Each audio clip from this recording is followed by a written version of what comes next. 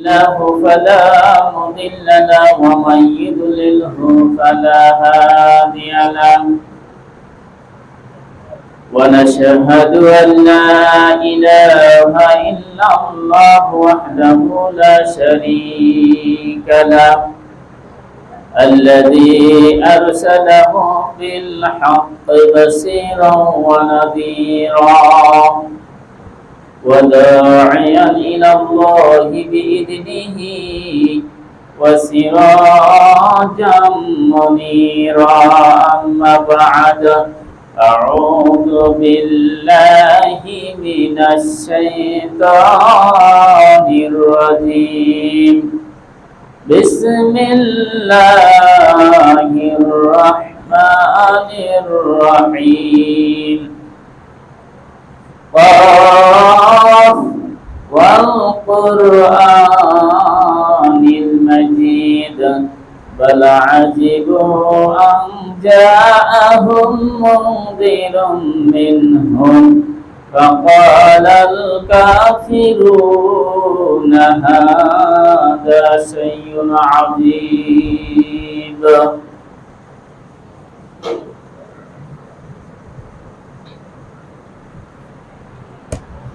الحمد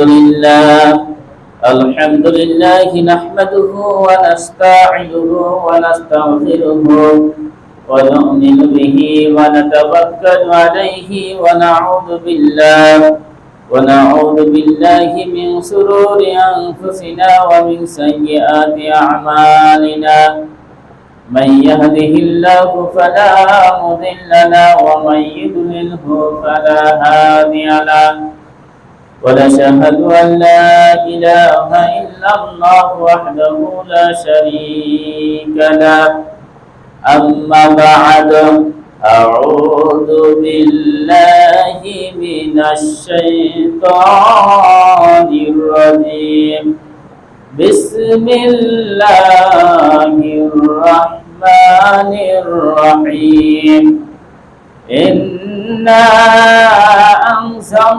أنزلناه في ليلة القدر وما أدراك ما ليلة القدر ليلة القدر خير من ألف شهر تنزل الملائكة والروح فيها بإذن ربهم من كل أمر سلام هي حتى مطلع الفجر وعن أبي هريرة رضي الله تعالى عنه قال قال رسول الله صلى الله عليه وسلم من قام ليلة القدر إيمانا واحتسابا غفر له ما تقدم من ذنبه রাহুল মুত্তাফাকুন আলাই। উপস্থিত সম্মানিত মসজিদের মুসল্লিবৃন্দ, আমরা সর্বপ্রথমে সেই মহান রব্বুল আলামিনের দরবারে প্রশংসা জ্ঞাপন করছি যে মহান রব্বুল আলামিন আজকে আমাদের এই রমজান মাসের 18তম সিয়াম অবস্থায় জুমার মসজিদে জুমার নামাজ পড়তে আসার তৌফিক দান করলেন। এই জন্য আমরা সেই মহান রব্বুল আলামিনের দরবারে প্রশংসা জ্ঞাপন করছি, সকলে বলছি আলহামদুলিল্লাহ। তারপর শতকোটি দুরূদ ও তাসলিমা বর্ষিত হোক বিশ্ব নেতা বিশ্ব নবী হযরত মুহাম্মদ মুস্তাফা সাল্লাল্লাহু আলাইহি ওয়াসাল্লামের প্রতি। সকলে বলি আল্লাহুম্মা সাল্লি আলাইহি আল্লাহুম্মা বারিক আলাইহি। প্রিয় হাজিরিন, আমি আপনাদের সামনে 30তম পারার একটি সূরা তেলাওয়াত করেছি। সেই সূরাটির নাম হচ্ছে সূরাতুল কদর এবং বুখারী ও মুসলিম শরীফের একটি হাদিস তেলাওয়াত করেছি। এই সূরার পাশাপাশি আরো কিছু আয়াত এবং এই হাদিসের পাশাপাশি আরো কিছু আয়াতকে সামনে রেখে আজকে সংক্ষিপ্ত জুমার খুতবা শেষ করব। আমার তৌফিক ইল্লা বিল্লাহ তাওয়াক্কালতু ওয়া ইলাইহি উনীব। আজকের আলোচনার বিষয়বস্তু তিনটি বিষয়ের উপর আলোচনা হবে। এক নাম্বার হচ্ছে লাইলাতুল কদর, দুই নাম্বার হচ্ছে ইতিকাফ, তিন নাম্বার হচ্ছে ফিতরা। লাইলাতুল কদর, ইতিকাফ এবং ফিতরা এই তিনটা বিষয়ের উপর সময় অল্প, যেহেতু এই সংক্ষিপ্ত সময়ের উপরই আলোচনা করার চেষ্টা করব। আমা তাওফিক ইল্লা বিল্লাহ, তাওয়াক্কালতু ইলাইহি উনীব। তো সর্বপ্রথমে যাই লাইলাতুল কদর সম্পর্কে। গত জুমাতে যেহেতু একটু টাচ দেওয়া হয়েছিল লাইলাতুল কদর সম্পর্কে, তারপরও আজকে আলোচনা আবারও করি। আল্লাহ রাব্বুল আলামিন অন্য 11টা মাসের চাইতে এই একটি মাস, সিয়াম মাস অর্থাৎ রমজান মাসটাকে খরচ করেছেন, এবং অন্যান্য মাসের চাইতে এই মাসটাকে অত্যাধিক বেশি মর্যাদাবান করেছেন। সেটা হচ্ছে একটাই কারণ, যে এই মাসে কি নাজিল হয়েছে? কোরআন নাজিল হয়েছে। এই জন্য এই মাসটার মর্যাদা কিন্তু আল্লাহ অন্য 11টা মাসের চাইতে বৃদ্ধি করে দিয়েছেন। আবার যদি প্রশ্ন করা হয় যে রমজান মাসে বুঝলাম যে রমজান মাসে কোরআন নাজিল হয়েছে, এই জন্য রমজান মাসটাকে আল্লাহ অত্যধিক মর্যাদাবান বানিয়ে দিলেন, কিন্তু এক মাসে তো কি রয়েছে? দিন রাত্রি রয়েছে। দিনের নাজিল হয়েছে কোরআন না রাত্রে নাজিল হয়েছে কোরআন? এই জবাবে আল্লাহ সুবহানাহু ওয়া তাআলা সূরা কদর এবং সূরা দুখানে এই দুই জায়গাতে কোরআন কখন নাজিল হয়েছে সুন্দর করে বলে দিয়েছেন। আল্লাহ রাব্বুল আলামিন বলেন, ইন্না আনজালনাহু ফি লাইলাতিল কদর ওয়া মা আদরাকা মা লাইলাতুল কদর লাইলাতুল কদরি খায়রুম মিন আলফি শাহর তানাজ্জালুল মালাইকাতু ওয়ার রূহু ফিহা বিইذনি রাব্বিহিম মিন কুল্লি আমর সালামুন হিয়া হাত্তা মাতলাইল ফাজর। আল্লাহ রাব্বুল আলামিন বলেন, নিশ্চয় আমি কোরআনকে নাজিল করেছি এক রাত্রিতে, যে রাত্রির নাম হচ্ছে লাইলাতুল কদর। হে নবী, আপনি কি জানেন লাইলাতুল কদর রাত্রিটা কি? এই রাত্রিটা এমন এক রাত্রি, এই রজনীটা এমন এক রজনী, এই রজনীতে তানাজ্জালুল মালাইকাতু ওয়ার রূহ, জিবরাইল আলাইহিস সালাম সহ অন্যান্য ফেরেশতা এই রাত্রিতে অবতীর্ণ হয়, দুনিয়ার জমিনে তারা আছেন। হাদিসে এসেছে এই রাত্রিতে আসমান থেকে এত ফেরেশতা, এত আল্লাহর ফেরেশতা অবতীর্ণ হয় যে একটি পিঁপড়ার জায়গা পরিমাণ এই জমিনের জায়গা ফাঁকা থাকে না। এবং এই রাত্রিতে যারা আল্লাহর ইবাদত করে কাটায় মসজিদে, এদের জন্য ওই ফেরেশতারা দোয়া করতে থাকে। তারা জালাল মালাইকাতু ওয়ার রূহু ফিহা বিইذনি রাব্বিহিম মিন কুল্লি আম সালামুন হিয়া হাত্তা মাতলাইল ফাজর। ফজর পর্যন্ত ওই ফেরেশতারা এই রাত্রিতে যারা জাগরণ করে তাদের জন্য ফেরেশতারা কি করতে থাকে? দোয়া করতে থাকে। প্রিয় ভাইরা আমার, তাহলে এই রাত্রি নাম দিল লাইলাতুল কদর, এবং এই লাইলাতুল কদরই হচ্ছে কোরআনুল কারীমকে নাযিল করেছে। এখন রমজান মাস অন্য মাসের চেয়ে উত্তম হয়ে গেল। এখন এই রাত বলা হচ্ছে যে এই রাতের মর্যাদা কি? খায়রুম মিন আলফি শাহর। অন্য মাসের যে 1000 মাস রয়েছে, লাইলাতুল কদর বাদ দেন, আপনার আমার গণনায় 1 মাস 2 মাস 3 মাস 4 মাস করতে করতে 1000 মাস আপনি গণনা করবেন, আর 1000 মাস আপনি ইবাদতে মশগুল থাকবেন, আর অন্য কিছু করতে পারবেন না। শুধু ইবাদতই করবেন, আল্লাহর পায়রাবি করবেন, আল্লাহর বান্দেগি করবেন, আল্লাহর দাসত্ব করবেন, কোন দুনিয়ার কাজ করবেন না, শুধু আল্লাহর ইবাদত করবেন। আর আল্লাহ রাব্বুল আলামিন বলেন 1000 বছর 1000 মাস যদি কেউ এভাবে একাধারে ইবাদত করে, আর এই মাসের এই লাইলাতুল কদর রাত্রিতে একটা রাত্রি যদি কেউ সুন্দরভাবে ইবাদত করে, ওই 1000 রাত যে ইবাদত করে যে নেকি পাবে, তার চাইতে এক রাত্রিতে বেশি নেকি পাবে। সুবহানাল্লাহ।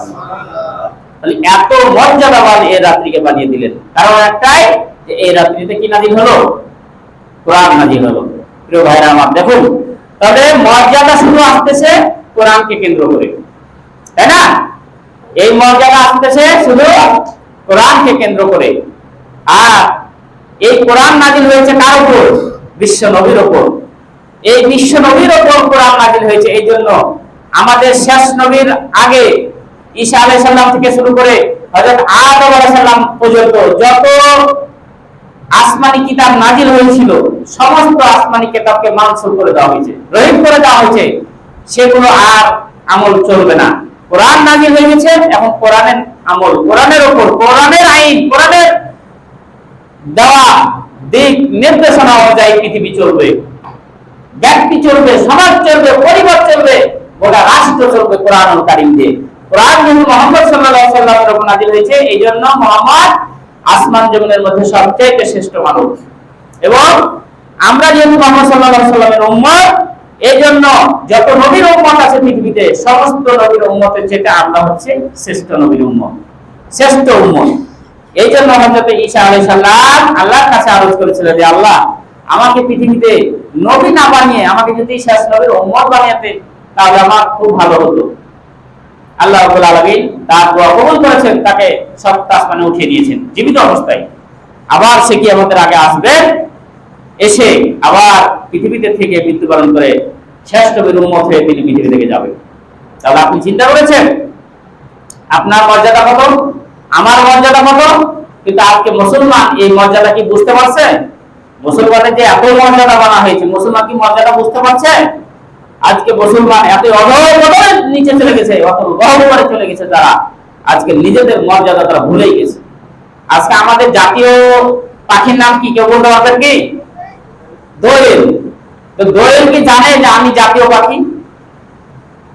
বাংলাদেশে যত পাখি আছে সব পাখির আমি সেরা। দোয়েল কি জানে? দোয়েল জানে না যে তাকে বাংলাদেশের সবচাইতে শ্রেষ্ঠত্ব মর্যাদা দান করা হয়েছে পাখিদের মধ্যে। সে যদি জানতো, সে বলতো যে আমাকে সোনা দিয়া কি করে দাও, আমার বাসা তৈরি করে দাও, আমি থাকবো না, আমি দালান বাড়িতে থাকবো, আমার বাসাটাকে দালান মুখ করে দাও, আমাকে পাকা করে দাও, আমার ব্যাংক ব্যালেন্স বাড়িয়ে দাও। সে যদি আসলে জানতো যে আমার মর্যাদা এত, আমাকে জাতীয় পাখি করা হয়েছে, সব পাখির চেয়ে আমাকে শ্রেষ্ঠত্ব দান করা হয়েছে, সে কি জানে? সে জানে না। না জানার কারণে দোয়েল গিয়ে ওই নর্দমাতে গিয়ে মুখ দেয়, দেয় কি দেয় না? পায়খানাতে গিয়ে মুখ দেয়, গোবরে গিয়ে মুখ দেয়, যত নোংরা জায়গা রয়েছে সব জায়গাতে দোয়েল দিয়ে মুখ দেয়। তার জানা না তো সে যে আমি জাতীয় পাখি, তার যে একটা মর্যাদা রয়েছে। মুসলমান আজকে এইরকম পর্যায়ে চলে এসেছে। মুসলমান যদি জানতো যে আমাদেরকে আল্লাহ সবচেয়ে শ্রেষ্ঠ বানিয়েছেন, আমাদের উপর কোরআন নাযিল করা হয়েছে, তাহলে মুসলমান কখনো কলমের ঘুষাতে ঘুষ খেতে পারতো না। পারতো? কখনো পারতো না। মুসলমান কখনো টেবিলের নিচ দিয়ে সুদ খেতে পারতো না। মুসলমান কখনো অন্যায় কথা বলতে পারতো না, মিথ্যা কথা বলতে পারতো না। মুসলমানের দ্বারা এগুলো সম্ভব হতো না। মুসলমান কখনো রমজান মাসে নামাজ ছাড়তে পারতো না, সিয়াম ছাড়তে পারতো না, যদি তারা বুঝতো যে আমাদের মর্যাদা কি। আজকে মুসলমান নিজেদের মর্যাদা হারিয়ে তারা দেউলিয়া হয়ে গেছে। আমাদের দেউলিয়া বলা যাবে না, কারণ এখানে তো দেউলিয়া গ্রাম আছে একটা। তো এই যে অবস্থা, বাংলাদেশের অবস্থা হয়ে গেছে যে মুসলমানের নিজেদের মান মর্যাদা হারাতে হারাতে হারাতে এত নিচে চলে গেছে যে বলার শেষ নাই। সুম্মা রাদাদনাহু আসফালা সাফিলিন, সূরা 3 এ বলেছেন যে লাকাদ খালাকনাল ইনসানা ফি আহসানি তাকওয়িম, আমি মানুষকে সবচেয়ে শ্রেষ্ঠ বানিয়েছি। যদি মানুষ শ্রেষ্ঠত্ব ধরে রাখতে না পারে, তাহলে তাদেরকে এমন নিচে নামাবো, মানুষকে দিয়ে আমি গু পরিষ্কার করে খাওয়াবো, মল মাত্র মানুষকে দিয়ে আমি পরিষ্কার করা খাওয়াবো। আজকে দেখুন, মানুষই হচ্ছে সবচেয়ে বিশ্বের শ্রেষ্ঠ রাজা, মানুষই হচ্ছে পৃথিবী চালাচ্ছে, আবার মানুষই হচ্ছে ডোমের কাজ করছে। করছে কি করছে না? তাহলে কারা ডোমের কাজ করছে? যারা নিজেদের পরিচয় ভুলে গেছে, যারা নিজেদের শ্রেষ্ঠত্ব ভুলে গেছে, আল্লাহ যে তাকে আশরাফুল মাখলুকাত বানিয়েছে, এই পরিচয় ভুলে যাওয়ার কারণে তাদেরকে আল্লাহ ডোমের কাজ করিয়ে দিয়েছে। প্রিয় ভাইরা আমার, যাও তাহলে এই মাসের এই রাত্রি সামনে আসতেছে। আজ কয় রোজা যাচ্ছে? 18 রোজা। তাহলে 18 রোজার 18 রাত্রি কিন্তু পার হয়ে গেছে অলরেডি। আগামী এই যে সন্ধ্যার পরে যে রাত্রি আসবে, এই রাত্রি হচ্ছে 19 রোজা রাত্রি। এবং আগামী পরশু আসবে, এই আগামীকালের বাদ দিয়ে 21 রোজা আসবে। তাহলে আজ হচ্ছে শুক্রবার 19, শনিবার রাত্রি 20, তাহলে রবিবার দিন যে রাত্রি সেটা হচ্ছে 21, সেটা হচ্ছে কি 21। হযরত আবু হুরায়রা রাদিয়াল্লাহু তাআলা আনহু হতে বর্ণিত, তিনি বলেন মান কামা লাইলাতুল কদর ঈমানান ওয়া ইহতিসাবান। হযরত আবু হুরায়রা রাদিয়াল্লাহু তাআলা আনহু হতে বর্ণিত, তিনি বলেন নবী করিম সাল্লাল্লাহু আলাইহি ওয়াসাল্লাম বলেছেন, কেউ যদি লাইলাতুল কদর রাত্রিকে ঈমান সহ নেকি পাওয়ার আশায় রাত্রি জাগরণ করে, আল্লাহ রাব্বুল আলামিনের নবী বলছেন তার জীবনের পূর্বেকার সব গুনাহ মাফ করে দেওয়া হয়, কবিরা গুনাহ মাফ দেওয়া যায়। বলেন সুবহানাল্লাহ। তাহলে এই একটা অপরচুনিটি, এই একটা সুযোগ, যারা চালাক মুসলমান, যারা বুঝুনখোর মুসলমান, যারা বুদ্ধিমান মুসলমান, তারা কিন্তু ছাড়তে নারাজ, তারা কিন্তু ছাড়বে না। আমাদের যারা ফেসবুক চালায়, হোয়াটসঅ্যাপ, ইউটিউব, নেট চালায় যারা মোবাইলে, অনেক সময় কিন্তু এমবির অফার দেয় যে 300 টাকাতে 50 জিবি 7 দিনকার জন্য, বা 300 টাকাতে 25 জিবি 40 জিবি 1 মাসের জন্য। যারা চালাক, যারা নেট বেশি ব্যবহার করে, তারা ওই অফারটাকে কিন্তু কি করে, গ্রহণ করে, যে 200 টাকাতে 500 মিনিট ফ্রি, সীমিত, এই 2 দিনের মধ্যেই রিচার্জ করা লাগবে। যারা চালাক তারা সঙ্গে সঙ্গে অফারটা কবুল করে নেয়, দিয়া দিন পিছে 1 মাস 200 টাকা দিয়ে পার করে দেয় এবং অনেক কথাবার্তা বলতে পারে। তো এই রাত্রিতে নেকি কামার মাস, এটা একটা অপরচুনিটি, বোনাস হিসাবে আল্লাহ দিয়েছেন মুসলমানদেরকে, যে এই মাসটা কেউ যদি পেয়ে যায় তাহলে তার পূর্বেকার গুনাহ মাফ করে দেওয়া হলো। আবার বলে দেওয়া হলো যে 1000 মাস ইবাদত করার চাইতে এই একটি রাত্রি যদি পেয়ে যায়, ওই 1000 মাসের চাইতেও বেশি আমল তার আমলনামায় লেখা হবে। তাহলে যারা চালাক মুসলমান, তারা কি ছাড়বে এই রাত্রিটা? এই রাত্রিটা কখন আসে? হযরত আয়েশা রাদিয়াল্লাহু তাআলা আনহা হতে বর্ণিত, তিনি বলেন তাহাররাউ লাইলাতুল কদর ফিল বিত্র মিনাল আসিল আওয়াখির মিন রমাদান। বুখারী শরীফ হাদিস। হযরত আয়েশা রাদিয়াল্লাহু তাআলা আনহা হতে বর্ণিত, তিনি বলেন যে তোমরা রমজান মাসের শেষ 10 দিনের বেজর রাত্রিতে লাইলাতুল কদর তালাশ করো, প্রস্তুতি নাও। তাহলে শেষ 10 দিন আপনার আয়তো 18 তারিখ চলে গেল, এই আসছে 19, 20, তাহলে আপনার রোববার থেকে শেষ 10 দিন শুরু হচ্ছে। তাহলে রবিবার থেকে 30 তারিখ পর্যন্ত আপনাকে বেজর দিনগুলো 21, 23, 25, 29, এই যে 27, এই 5টা রাত্রিতে আল্লাহ নবী বলছেন যে এই 5টা রাত্রিতে তোমরা লাইলাতুল কদর কি করো, তালাশ করো। আর আরেকটা হাদিসে রয়েছে যে নবী করিম সাল্লাল্লাহু আলাইহি ওয়াসাল্লাম লাইলাতুল কদর পাওয়ার জন্য শেষ 10 দিন গোটাটাই কি করতেন, তিনি রাতে জাগরণ করে নিতেন। ওটা দ্বিতীয় পর্যায়ে আছে, ওটা ইতিকাফ বলে।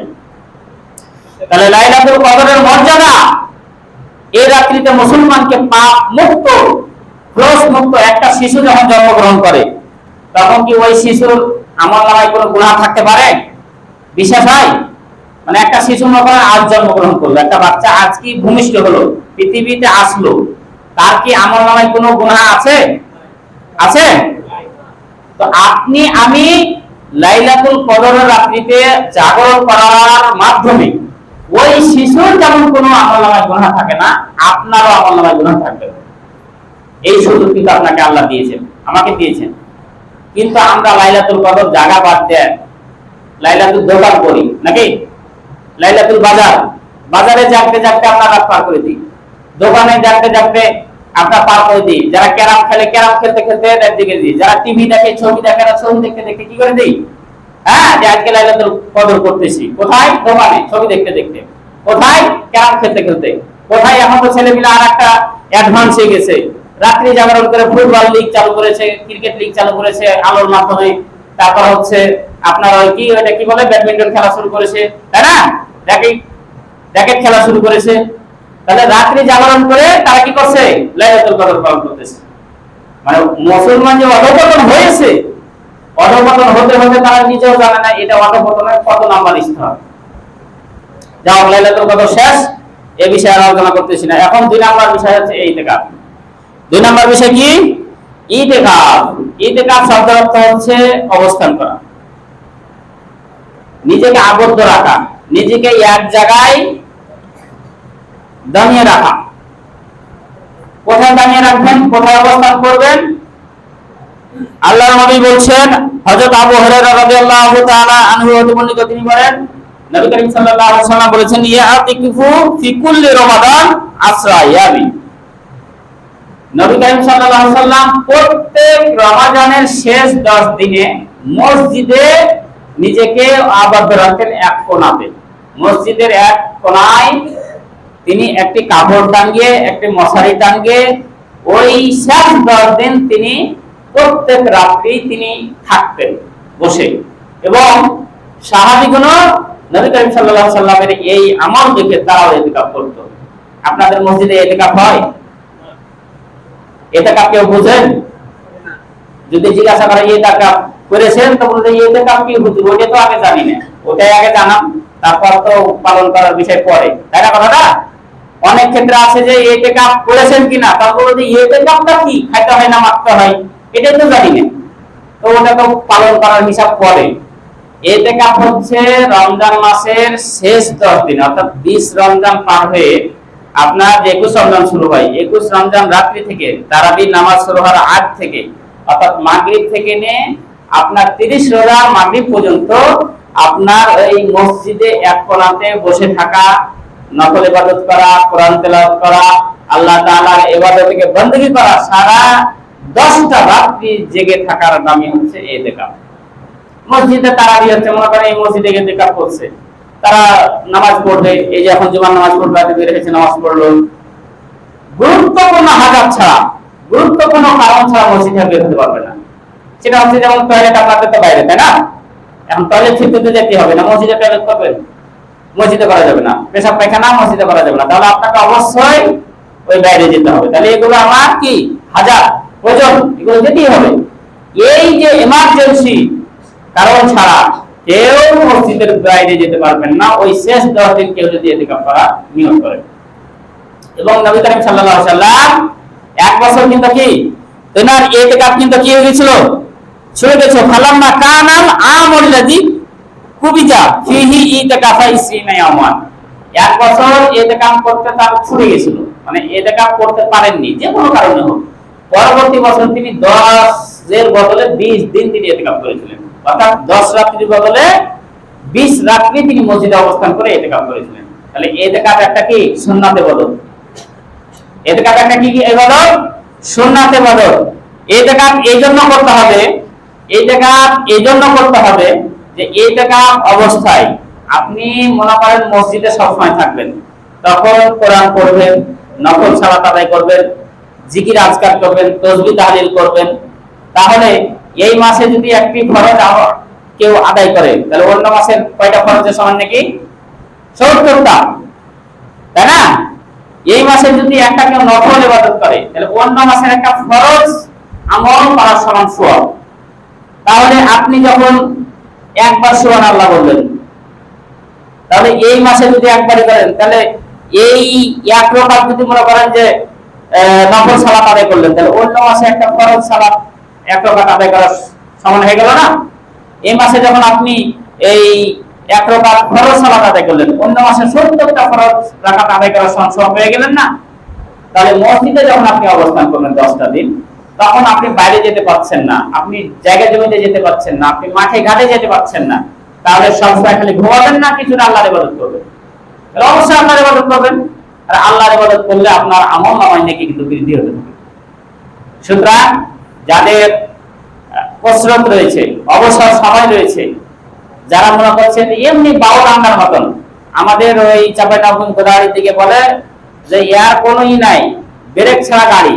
কিছু মানুষ আছে না, মানে ব্রেক ছাড়া গাড়ি, মানে ওকে ছেড়ে দিলে ওই যে গরু যে বাঁধে রাখেন, গরুগুলো যে আপনারা পুষেন, বান্ধা গরু যদি ছেড়ে দেন, ওকে ধরতে কিন্তু খুব মুশকিল লাগে, ওর পিছনে ঘোড়া গ্রাম দৌড়াইলে কিন্তু সহজে ধরা দিবে না। তো কিছু আমাদের মধ্যে সমাজে কিছু লোক রয়েছে, ওই বাইন্দা রাখা গরুর মতন, ওকে ছাড় দিলেও কোন থেকে কখন গেল, ভবানীগঞ্জ চলে গেল, কোন রাজশাহী চলে গেল, উদোবার বসে আছে তো আছেই, উকিলাবে বসে আছে তো আছেই, মানে কোন উদ্দেশ্যবিহীন সময় নষ্ট হয়ে যেতেছে। এরকম মানে উদ্দেশ্যবিহীন লোক আমাদের সমাজে বসবাস অনেক করে। আমি তাদেরকে আহ্বান করব, আপনারা এতেকাপটা করার জন্য চেষ্টা করবেন।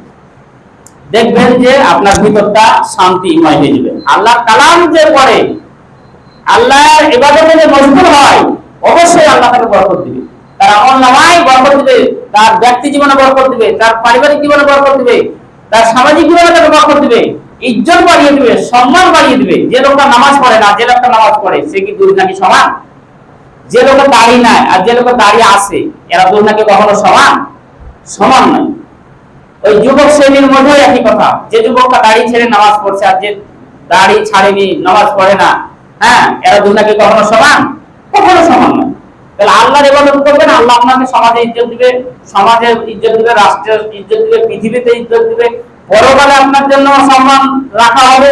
কত আপনার জন্য আল্লাহ রেখেছে। এটাকে আমার অবস্থায় কয়েকটি কাজ করতে পারবে না, তার মধ্যে একটি কাজ হচ্ছে স্ত্রী সহবাস করতে পারবে না। যারা বিয়ে শাদী করা ম্যারিড পারসন, যারা বিবাহিত পুরুষ সাথে ইতিকাফ করবে বা মহিলা ইতিকাফ করবে, আল্লাহ রাব্বুল আলামিন বলেন ওয়ালা তুবাশিরুহুন্না ওয়া আনতুম আকিফুনা ফিল মাসাজিদ। এই একটি কাজ তাদেরকে কি করা যাবে না? করা যাবে না। যারা হাইজ অবস্থায়, মাসিক যাদের মেন্সেস হয়, এই অবস্থায় তারা ইতিকাফ করতে আসবে না। আর ইতিকাফ অবস্থায় আপনার মসজিদ থেকে চুন আসিয়ে নিতে পারবে, বিভিন্ন সুগন্ধি স্ত্রীর কাছ থেকে, বাইরে থেকে নিতে পারবে, কারণ মসজিদে নববী আর রাসূলের বাড়ির পাশাপাশি ছিল। আল্লাহ রাসূল মসজিদ থেকে জান্নাত থেকে আপনার কি মসজিদের জান্নাত থেকে মাথা বের করে দিতেন, হযরত আয়েশা রাদিয়াল্লাহু তাআলা আনহা মাথা আঁচিয়ে দিতেন, সুগন্ধি লাগিয়ে দিতেন, গায়ে আঁচিয়ে দিতেন। এসব কাজগুলো করতে পারেন, অথচ তিনি হাইজ অবস্থায় ছিলেন। যাও, তাহলে এটাকে আমি ইনশাআল্লাহ বুঝতে পারলাম তো, যে রমজানের শেষ 10 দিনের শেষ রাত্রিতে মসজিদে এক কোণাতে অথবা বারান্দার এক কোণাতে আপনার চাদর দেওয়া হোক, মশারি দেওয়া হোক, অবস্থান করে আল্লাহর জিকির আজকার নফল ইবাদতে সময় পার করে দেওয়ার নামই হচ্ছে ইতিকাফ। আর ইতিকাফ করলে আপনার আমার প্রত্যেক মুসলমানের কিন্তু ঈমানের দৃঢ়তা বাড়ে, সওয়াবের কাজ বাড়ে, দুনিয়ার কাজ থেকে দিনের কাজে কিন্তু মনটা বেশি ঝুঁকে পড়ে যদি ইতিকাফ আপনি করতে পারেন। আর ইতিকাফ যদি না করতে পারেন সম্ভব নয়। আর এটা কিসের মাস? ধৈর্যের মাস। দীর্ঘ 30টা রোজা আপনি ধৈর্য সহকারে রাখতে পারছেন। আপনি এই যে 12-13 ঘন্টা আপনি কি করছেন? রমজান মাসে সিয়াম রাখছেন। কেউ যদি 10 মিনিট আগে যদি বলে যে খেলে, এই যে খাবার আছে খেলে, সময় তো নাই, 11 মিনিট, এই মনে করেন 12 ঘন্টা, তাহলে 11 ঘন্টা 50 মিনিট মনে করেন আপনি রোজা রাখলেন। 10 মিনিট আগে বা 5 মিনিট আগে যদি কেউ বলে যে খেলে তো খেলে, 10 মিনিটের রোজা ভাঙবে না, আপনি খাবেন?